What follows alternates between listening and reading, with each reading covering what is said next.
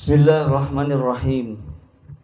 Assalamualaikum warahmatullahi wabarakatuh.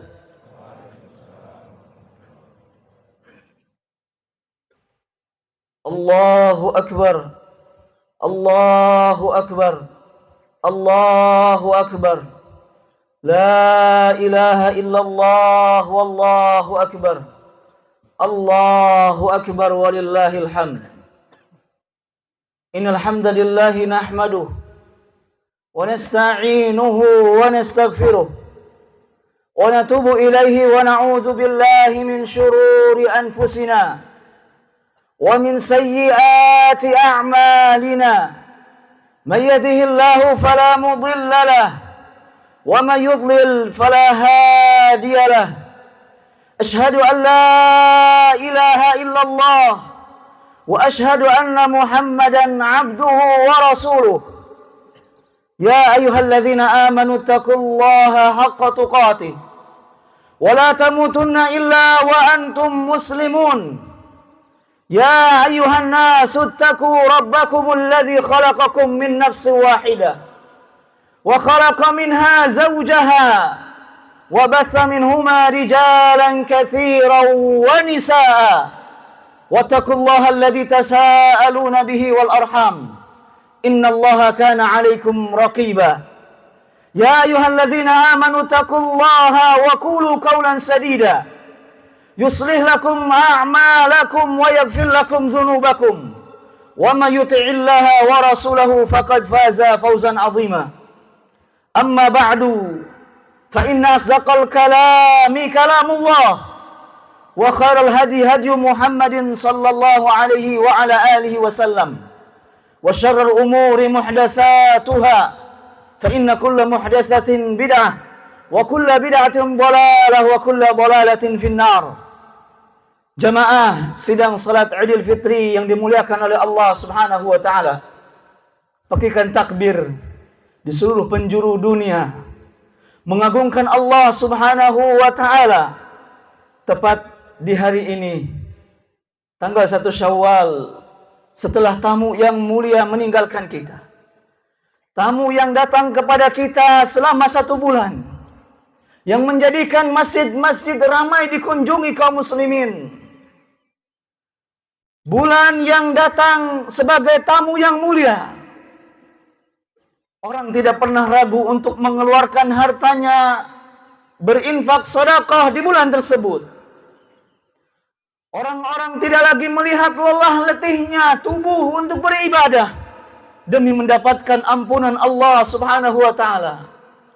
Makanan yang biasanya sulit ditemukan di hari-hari biasa, namun dengan datangnya tamu yang mulia, mereka berbondong-bondong untuk mengamalkan sabda Nabi sallallahu alaihi wasallam, "Man aftara shaiman kana lahu ajru shaim." Barang siapa yang memberikan makanan orang berpuasa, maka dia memiliki pahala seperti pahala orang yang berpuasa.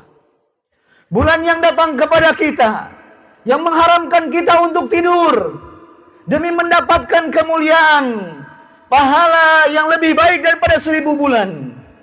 Bulan yang datang kepada kita, yang tidak membuat letih lisan kita untuk mengulang-ulang kalam ilahi. Bulan yang datang kepada kita, yang membuat mata kita yang tak pernah menangis terseduh bertaubat kepada Allah Subhanahu wa taala. Hadirin yang dimuliakan oleh Allah Subhanahu wa taala. Kini bulan tersebut telah meninggalkan kita. Ia akan kembali kepada kita, namun kita tidak bisa menjamin diri kita untuk kembali. Sungguh hari-hari yang kita lewati merupakan umur yang diberikan oleh Allah Subhanahu wa taala. Perjalanan terindah yang selalu kita impikan adalah ketika kita mampu berkunjung kepada karib saudara orang tua di hari raya Idul Fitri.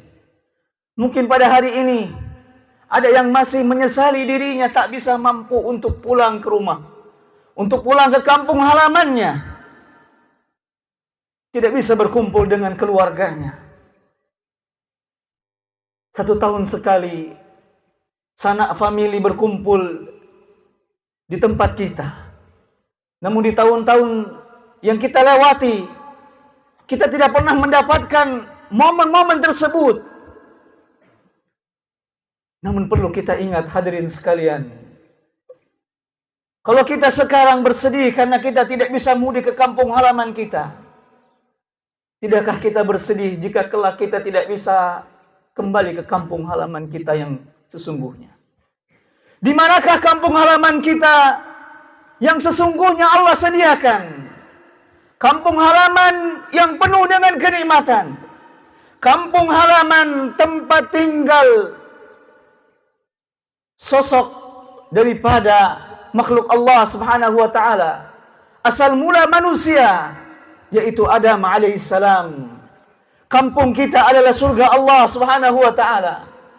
Namun dalam perjalanannya ada orang-orang yang enggan untuk kembali ke surga Allah Subhanahu wa taala. Sebagaimana perjalanan mudik, terkadang seseorang tidak sampai ke tempat tujuan. Ada orang yang baru keluar dari rumahnya, tertimpa musibah yang menyebabkan dia tidak bisa berkumpul dengan keluarganya. Ada orang-orang yang di tengah perjalanan tertinggal bekalnya sampai tidak bisa tiba di tempat tujuan. Bagaimana kabar kita untuk kembali ke kampung akhirat? Apa yang telah kita persiapkan dari amal ibadah? Apakah 1 bulan kemarin yang kita kumpulkan, dari puasa yang kita lakukan, dari qiyam yang kita lakukan, bertungkus lumus kita berusaha untuk mengumpulkan amalan itu? Namun apakah amalan tersebut cukup untuk datang kepada Allah Subhanahu wa taala, meminta izin untuk kembali ke kampung kita? Atau sebaliknya, tidak pernah ada pikiran kita untuk kembali, disibukkan dengan dunia yang melalaikan? Hadirin yang dimuliakan oleh Allah Subhanahu wa taala, Umar radhiyallahu taala anhu berkata, "Hasibu anfusakum qabla an tuhasabu alaikum." Hisablah diri kita, hitunglah amalan kita. Tanyakan kepada diri kita, akankah kita kembali ke kampung akhirat? Akankah kita kembali ke surga? Atau kita akan tersesat ke dalam api neraka? Allah Subhanahu wa taala berfirman, "Fa'amma man utiya kitabahu biyamini, fasawfa yuhasabu hisaban yasira, wa yanqalibu ila ahlihi masrura." Barang siapa yang diberikan amalan ibadah di tangan kanannya, maka Allah akan mudahkan jalan hisabnya. Wa yanqalibu ila ahlihi masrura. Apa yang dikatakan oleh Allah Subhanahu wa taala? Ia akan kembali kepada keluarganya dalam keadaan bahagia. Wa amma man utiya kitabahu wara'a dhahri, fasawfa yad'u thubura wa yasla sa'ira, innahu kana fi ahlihi masrura. Namun orang-orang yang diberikan catatan amal ibadahnya di belakang punggungnya, sungguh dia akan dihisap dengan keji. Dia akan kembali ke dalam kesedihan, padahal dulu di dunia dia bahagia bersama keluarganya.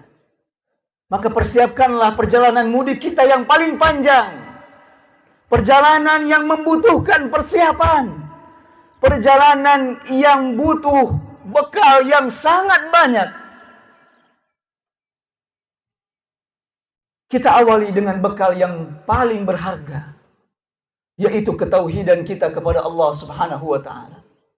Sejauh mana kita yakin kepada Allah, sejauh mana kita bertauhid kepada Allah, sejauh mana kita percaya bahwasanya tidak ada ilah yang berhak disembah kecuali Allah. Qul huwallahu ahad, Allahus samad. Katakanlah bahwa Allah lah yang satu. Allah lah tempat kita bergantung. Persiapkanlah bekal terbaik kita, ketauhidan kita kepada Allah. Dikatakan dalam hadis yang diriwayatkan oleh Anas bin Malik radhiyallahu taala anhu, datang seorang hamba kepada Allah dengan dosa yang sangat penuh, seperti penuhnya langit dan bumi. Dikatakan dalam hadis qudsi, Allah Subhanahu wa taala ketika memanggil hamba tersebut, hamba tersebut membawa dosa-dosa yang sangat banyak. Namun dia tidak mensekutukan Allah Subhanahu wa taala. Maka Allah Subhanahu wa taala memasukkannya ke surga. Rasulullah SAW mengatakan, man akhiru kalamihi la ilaha illallah dakhalal jannah. Barang siapa yang akhir perkataannya la ilaha illallah, maka dia masuk surga. Namun tidak semudah yang dikatakan. Apakah dalam akhir kehidupan kita mengucapkan la ilaha illallah, sementara lisan kita selalu dipenuhi dengan kalimat-kalimat kekufuran, kalimat-kalimat kotor, kalimat-kalimat cacian dan makian. Bahkan kita tidak pernah membasahi lisan kita dengan zikir kepada Allah. Akankah mudah lisan kita mengucapkan tersebut? Kemudian bekal yang kedua adalah salat. As-salatu wa ma malakat aimanukum. Rasulullah SAW mewasiatkan kita dengan salat. Salat yang pertama kali akan dihisab. Walaupun kita lelah dan letih mencari dunia yang tak akan pernah ada ujungnya. Hidup yang penuh dengan perjuangan untuk mewujudkan impian-impian. Rasulullah mengatakan, apabila seorang hamba mati, maka akan ada 3 perkara yang akan mengikutinya.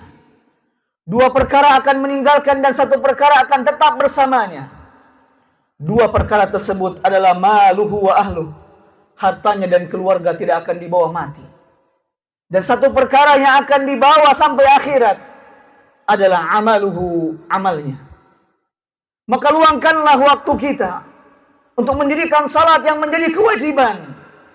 Untuk apa kita kumpulkan dunia ini sampai kita lupa bahwa kelak salatlah yang akan menyelamatkan kita. As-salatu wa ma malakat aimanukum. Setiap langkah yang kita gerakan menuju masjid menjadi pahala yang mengangkat derajat kita dan menghapuskan dosa-dosa kita. As-salatu wa ma malakat aimanukum. Bagaimana kabar kita di pagi hari? Bagaimana kabar kita di siang hari? Bagaimana kabar kita di malam hari? Berapa salat yang kita tinggalkan? Berapa ketaatan yang tidak kita lakukan? Sungguh kelak kita akan mempertanggungjawabkan semua itu di hadapan Allah Subhanahu wa taala. Rabb yang memiliki langit dan bumi. Rabb yang akan memeriksa seluruh amal ibadah kita. Dikumpulkan pada hari kiamat, dipanggil satu persatu. Fi yaumin kana miqdaruhu 50 alf sanah. Pada hari di mana satu hari bernilai seperti 50.000 tahun. Satu persatu akan dipanggil. Rasulullah mengatakan, setiap kalian akan dipanggil namanya dan nama bapaknya. Kemudian menghadap Allah Subhanahu wa taala. Kalla idza dukkatil ardu dakkan dakka wa jaa rabbuka wal malaku saffan saffa. Ketika bumi diguncangkan, kemudian datanglah Allah Subhanahu wa taala dan malaikat berbaris. Wa jaa rabbuka wal malaku saffan saffa. Wa ji'a yauma idzin bi jahannam. Kemudian Allah datangkan neraka jahanam. Yauma idzi yatadzakkarul insan wa anna lahu dzikra. Kemudian baru di situ kita, ya Allah, salat saya tidak pernah ada. Hidup saya dipenuhi dengan maksiat. Sementara kita di hadapan Allah. Bayangkan ketika perjalanan kita tidak semudah yang kita lalui. Hadirin yang dimuliakan oleh Allah Subhanahu wa taala. Kemudian persiapkan perjalanan yang ketiga. Bagaimana kita menjawab setiap soalan yang Allah Subhanahu wa taala tanyakan kepada kita. Sungguh kaki ini tidak akan bergerak kecuali Allah akan menanyakan seluruh perkara yang ada di dunia ini. Diawali dengan salat kita, umur kita, rizki yang kita dapatkan, kemana kita tunaikan, kemana kita habiskan. Siapkanlah pertanyaan-pertanyaan tersebut. Dan berbahagialah bagi orang-orang yang senantiasa hatinya tertaut kepada kampung halamannya di akhirat.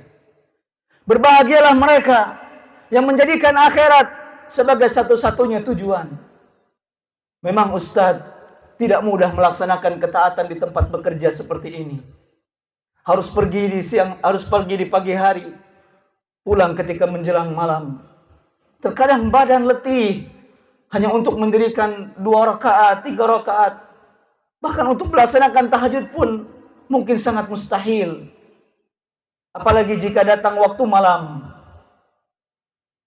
Maka kabar gembira bagi mereka yang berusaha untuk mencari ketaatan. Jauh dari kampung halaman kita datang ke tempat ini. Tujuan kita hanya satu, mencari penghasilan yang halal, yang kita bisa bawa pulang untuk menghidupi anak istri kita, untuk menghidupi orang tua kita, untuk mewujudkan impian-impian kita. Habis waktu kita digunakan untuk mencari dunia. Bukan karena semata-mata dunia, tapi ada keinginan ketaatan, ada harapan yang ingin diwujudkan. Maka mohonlah kepada Allah keridhoannya. Mohonlah kepada Allah setiap keringat yang kita kucurkan di jalan ketaatan mencari nafkah yang halal ini sebagai pembebas kita di api neraka. Jangan sampai kita yang berangkat pagi pulang malam, habis usia kita ditimpa kehidupan dan pekerjaan, sementara istri dan anak-anak kita dalam ketaatan, sementara kita tidak mempedulikan surga neraka kita. Mereka masuk ke dalam surga Allah, sementara kita berada di nerakanya. Mereka berbahagia di surga Allah, sementara kita tenggelam dalam siksa Allah Subhanahu wa ta'ala. Orang tua yang saat ini merindukan kehadiran kita, merindukan kedatangan kita di rumah, sungguh mereka akan lebih merindukan kita di surga. Mereka akan mencari anak-anaknya. Maka lihat, di dalam Islam yang bisa memberikan syafaat adalah anak kepada orang tua, bukan orang tua kepada anak. Jika seandainya orang tua yang memberikan syafaat kepada anaknya, tidak ada satupun manusia yang berada di neraka. Karena orang tua tidak mau anak-anaknya menderita. Tetapi Allah menjadikan syafaat anak untuk orang tuanya. Maka jadilah anak-anak yang saleh. Maka jadilah anak-anak yang membebaskan kedua orang tua kita dari api neraka. Rasulullah SAW mengatakan, "Ragiba anfu rajulin." Celakalah bagi seseorang, dakhala alaihi Ramadan, masuk ke dalam bulan Ramadan tapi orang tuanya tidak diampuni. Bukankah dalam setiap salat kita selalu memanjatkan Allahumma a'tik riqabana wa riqaba abaina wa ummahatina minan nar. Ya Allah, bebaskanlah kami, ayah kami, ibu-ibu kami dari api neraka. Jadilah anak-anak yang menggenggam tangan orang tua memasukkan ke surga. Jadilah anak-anak yang berbakti kepada orang tua. Surga yang paling dekat di dunia ini adalah orang tua. Kata Nabi SAW, orang tuamu adalah surgamu. Dia adalah pintu terdekat darimu. Barang siapa yang ingin menginginkan surga, maka dekatilah. Barang siapa yang tidak mau, maka sia-siakanlah. Berapa penghasilan yang kita dapatkan? Sisihkan untuk orang tua kita. Berapa penghasilan yang kita dapatkan? Berikanlah hadiah terindah bagi mereka. Jangan pernah kita pelit, bakhil kepada sanak saudara kita. Jadilah orang-orang yang dermawan. Jadilah orang-orang yang mencintai keluarganya, terutama kedua orang tuanya. Hadirin yang muliakan oleh Allah Subhanahu wa ta'ala. Kemudian jauh kita meninggalkan kampung halaman. Kita tinggalkan anak istri kita. Bagaimana kabar mereka? Bagaimana kabar agama mereka? Bukankah ketika kita mengatakan saya terima nikahnya Fulanah bintu Fulan dengan mas kawin sekian dan sekian, kemudian halallah perempuan tersebut, tanggung jawab surga dan nerakanya di bawah kita. Apa kabar kita sebagai suami? Apa yang telah kita berikan untuk anak istri kita? Apakah kita bisa menjamin saat ini istri kita berada dalam ketaatan? Saat kita tinggalkan 10 hari, 20 hari, 30 hari, bagaimana nasib anak-anak kita? Padahal Allah mengatakan, ya ayyuhalladzina amanu qu anfusakum wa ahlikum nara. Wahai orang-orang beriman, jagalah dirimu dan keluargamu. Apakah kita telah menjaga keluarga kita? Sementara jauh. Maka jawabannya adalah wa kana abuhuma salihah. Allah menceritakan anak yatim dalam surat Al-Kahfi yang ditimbun harta warisan orang tuanya di bawah tanah. Masa berlalu sampai dinding rumah tersebut roboh. Datanglah Khidir dan Nabi Musa alaihi wassalam. Kemudian ditegakkanlah dinding tersebut. Kemudian Musa bertanya, kenapa engkau membenarkan dinding tersebut? Kamu bisa saja mengambil upah. Tetapi kata Nabi Khidir alaihissalam, sungguh di bawahnya terdapat harta warisan seorang anak yatim. Wa kana abuhuma salihah. Dahulu kedua orang tuanya saleh. Apa yang disimpan untuk anak-anaknya? Waktu berlalu, tidak ada satupun orang mengambil harta tersebut sampai diberikan kepada anak tersebut. Syarat untuk dijaganya anak-anak kita dan istri kita adalah mensolehkan diri kita. Kalau kita di sini saleh, Allah akan menjaga anak dan istri kita. Kalau di sini kita taat kepada Allah, bukankah Allah sebaik-baiknya penjaga? Hasbunallahu wa ni'mal wakil. Rabb yang menjaga kita di sini adalah Rabb yang menjaga anak istri kita di sana. Sebagaimana kita bermaksiat, Allah turunkan malapetaka kepada istri dan anak-anak kita. Kalau kita berbuat ketaatan, Allah jaga mereka dan Allah berkahi mereka. Ingatlah para suami, sungguh pertanggungjawaban kita berat di sisi Allah Subhanahu wa taala. Solehkan diri kita. Nabi Ibrahim alaihissalam ketika meletakkan Ismail di tengah padang pasir yang tandus, Al-Imam Ibnu Katsir mengatakan hanya 4 kali Nabi Ibrahim mengunjungi anaknya. Tetapi karena kesolihan Nabi Ibrahim alaihissalam, Allah jaga anak dan istrinya. Mari perbaiki diri kita. Tidak ada kata terlambat. Ramadan memberikan pelajaran kepada kita untuk menjadi hamba yang lebih baik. Hadirin yang dimuliakan oleh Allah Subhanahu wa taala. Kemudian nasihat untuk para pemuda yang belum menikah. Para pemuda yang masih berjaya, para pemuda yang masih kuat tenaganya. Ingatlah ada satu masa yang akan ditanyakan oleh Allah tentang masa muda kita. Jagalah dirimu dari fitnah. Jagalah kehormatanmu. Sungguh Rasulullah SAW mewasiatkan untuk para pemuda wasiat yang khusus. Sungguh kekuatan umat ini berada di tangan-tangan para pemuda. Masa-masa kalian adalah masa-masa kuat. Perbanyaklah beribadah. Selagi masih belum ada tanggungan keluarga, anak dan istri, fokuslah untuk membentuk diri menjadi diri yang bertakwa. Bukankah kita ketika di usia tua, kita hidup sesuai dengan kebiasaan kita. Hidup yang dibiasakan di masa muda yang jelek akan menjadi jelek. Maka para pemuda, jagalah diri kalian dari fitnah wanita. Rasulullah mengatakan, taraktu fikum asyaddal fitnatain. Sesungguhnya aku berikan kepada kalian fitnah yang lebih dahsyat. Untuk laki-laki adalah wanita. Jagalah pandangan, jagalah kemaluan, jagalah pikiran, jagalah diri dari perzinahan, jagalah diri kita para pemuda dari api neraka. Kemudian untuk kaum wanita, di antara sunnah Nabi SAW dalam salat Id, Rasulullah menasihati para wanita. Ingatlah Rasulullah pernah mengatakan, inni ra'aitu aktsara ahlin nari minan nisa. Aku lihat penduduk neraka kebanyakan dari wanita.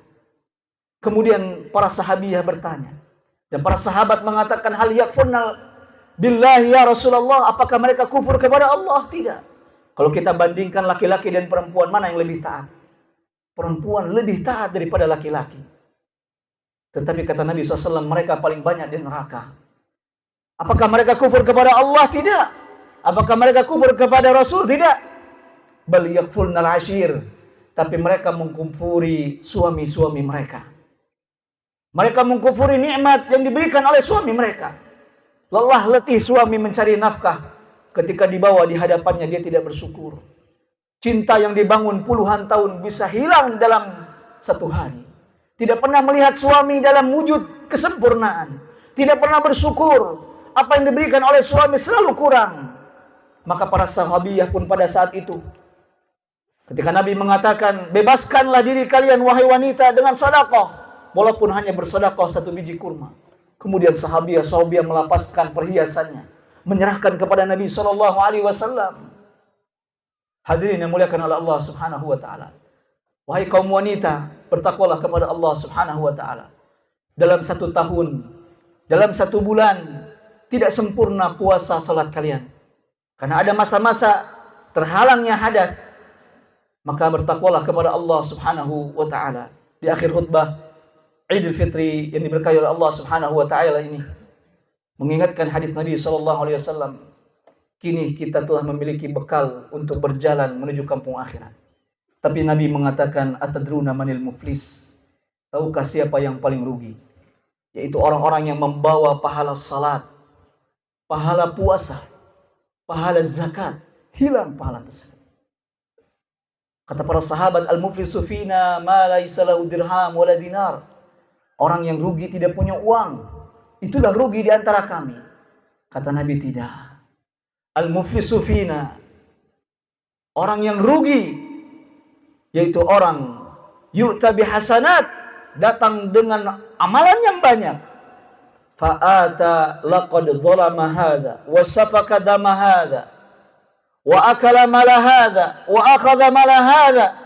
Orang yang datang pada hari kiamat, dia menzalimi orang lain, dia mengambil hak orang lain, dia membicarakan keburukan orang lain, dia menuduh keburukan orang lain.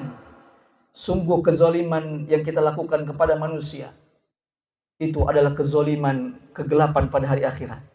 Barang siapa yang pernah menzalimi saudaranya, minta dihalalkan pada hari ini. Mintalah maaf kepada orang-orang yang pernah kita sakiti. Mintalah maaf kepada orang-orang yang pernah kita zalimi. Haknya kita ambil. Kita pernah bicarakan keburukan-keburukannya, kita pernah tuduh dia. Mintalah dihalalkan sebelum datang hari tidak ada ampunan Allah Subhanahu wa taala, kecuali akan datang seekor kambing dengan kambing yang lainnya. Bagaimana kambing ini meminta keadilan jika tanduknya dipatahkan, apalagi dengan manusia. Mintalah kepada Allah ampunannya. Semoga di hari raya Idul Fitri ini, setelah Ramadan, menjadikan kita hamba yang bertakwa, istiqomahlah. Semoga dengan Ramadan yang meninggalkan kita menjadi orang yang lebih baik. Semoga Allah Subhanahu wa taala menjaga kita dan keluarga kita. Taqabbalallahu minna wa minkum. Semoga Allah menerima amal ibadah kita. Innallaha wa malaikatahu yusholluna 'alan nabi ya ayyuhalladzina amanu shallu 'alaihi wa sallimu taslima. Allahumma 'izzal Islam wal muslimin wa adhill asyirka wal musyrikin wa dhammir a'da'aka a'da'ad din ya arhamar rahimin. Rabbana zalamna anfusana wa illam taghfir lana wa tarhamna lanakunanna minal khasirin. Rabbana hab lana min azwajina wa dhurriyyatina qurrata a'yun waj'alna lil muttaqina imama. Rabbana taqabbal minna qiyamana wa siyamana wa sujudana wa ruku'ana wa sadaqatana wa zakatana wa a'malana ya arhamar rahimin.